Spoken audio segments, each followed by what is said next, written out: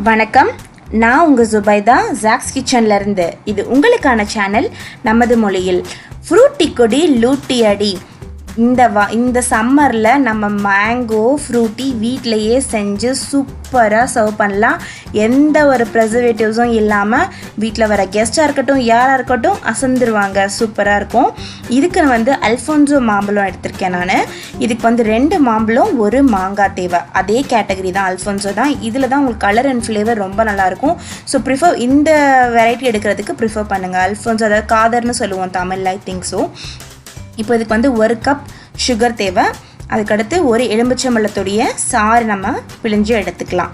இப்போ அடுத்து பார்த்தீங்கன்னா இந்த மாம்பழத்தை எல்லாத்தையுமே நான் தோலை சீச்சிட்டு நான் இந்த பல்ப்பை மட்டும் எடுத்து வச்சுருக்கேன். அதை நம்ம மிக்ஸர் ஜாரில் போட்டு இது நம்ம நல்லா பேஸ்ட்டாக ஆக்கி எடுத்துக்கலாம். இப்போ இதில் குட்டி குட்டி சங்க்ஸ் கூட இருக்கக்கூடாது. ரொம்ப நல்லா இது சாஃப்டாக ஸ்மூத்தாக அரைச்சிக்கோங்க. அடுத்து ஒரு பேனில் மீடியம் ஃப்ளேமில் வச்சுக்கோங்க. இந்த நம்ம ரெடி பண்ணி வச்சுருக்க மேங்கோ பல்ப் அதில் சேர்த்துக்கோங்க. சேர்த்துட்டு இப்போ நம்ம இதில் 1 கப் சுகர் சேர்த்துக்கலாம். சேர்த்துட்டு மீடியம் ஃப்ளேம்லேயே வச்சு இந்த சுகர் நல்லா மெல்ட் ஆகணும். பக்கத்தில் நின்றுக்கோங்க. இது 5 மினிட்ஸில் ரெடி ஆகிடும். ஸோ அதனால் வச்சுட்டு போயிடாதீங்க, கருகிடுச்சுன்னா ஃபுல்லாகவே வேஸ்ட் ஆகிடும். இப்போ இதை நீங்கள் பார்த்தீங்கன்னா கிட்டத்தட்ட ஒரு 1 வீக்குக்கு இந்த மாதிரி பல்ப் ரெடி பண்ணி வச்சுக்கலாம் நீங்கள்.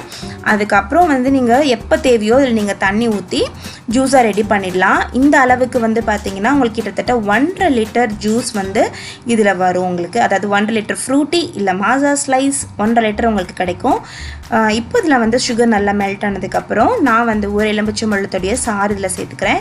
இது ரொம்ப டேங்கியாகவும் இனிப்பாகவும் அந்த மாம்பழத்தோட ஃப்ளேவரும் செமையாக இருக்குங்க. யாருமே கண்டுபிடிக்க மாட்டாங்க இது நீங்கள் வீட்டில் செஞ்சுருக்கீங்கன்னு சொல்லிட்டு. அந்த அளவுக்கு இது சூப்பராக இருக்கும். அந்த பிக் பிராண்ட்ஸை நீங்கள் மேட்ச் பண்ணுவீங்க வீட்டில், அந்த மாதிரி ரெசிபி இது. இப்போ இதை ஆற வச்சதுக்கப்புறம் ஒரு பவுலில் போட்டு நான் மிக்ஸ் பண்ணி காட்டுறேன் தண்ணியோட. நான் எப்போயுமே ஐஸ் க்யூப்ஸ் யூஸ் பண்ண மாட்டேன். It's not good for health. குழந்தைங்களுக்கும் நல்லது கிடையாது, நம்மளுக்கும் நல்லது கிடையாது. ஸோ நான் கொஞ்சம் கோல்டான வாட்டர் தான் யூஸ் பண்ணுறேன். இதை நல்லா ஆற வச்சதுக்கப்புறம் மிக்ஸ் பண்ணி நீங்கள் இப்போ இதில் தண்ணி ஊற்றிக்கலாம். எவ்வளோ தண்ணி வேணுமோ நான் சொன்ன அளவுக்கு 1.5 லிட்டர் தண்ணி கரெக்டாக இருக்கும்.